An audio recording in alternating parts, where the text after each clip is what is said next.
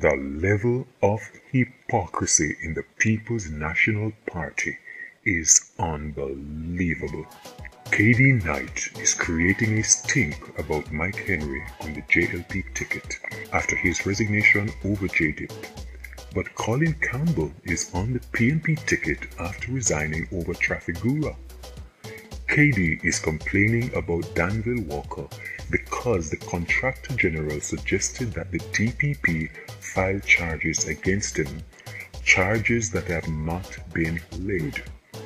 But the PNP's Patrick Roberts is facing a gun-related charge.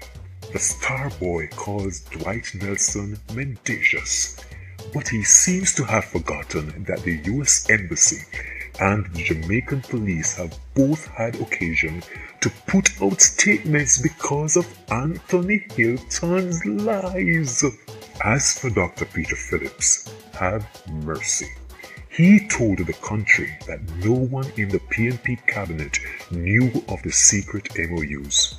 The Observer reports that he told the Manat inquiry, quote, "None of my cabinet colleagues had any awareness of Anthem at the time when I signed or before those MOUs were signed." Now, listen to this. Celebrated MOUs.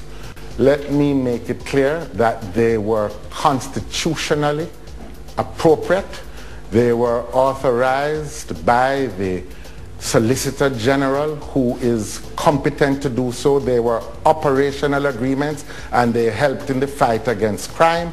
And those members of the cabinet who were briefed in relation to Anthem knew of it. Could that be the same person? But he's just warming up. Listen.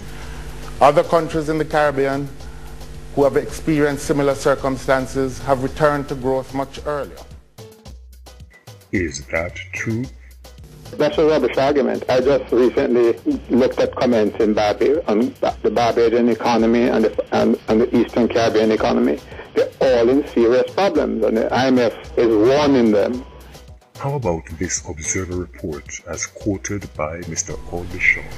When we look at the alternative, it is the spokesman who has spoken most eloquently of the alternative that exists now.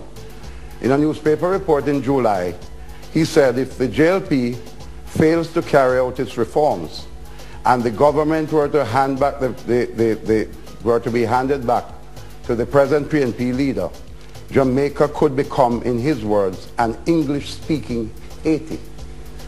He went on to say that it's an astonishing possibility that the PNP, after running the country into the ground for the last 18 years, could possibly come back to power. Could that be true?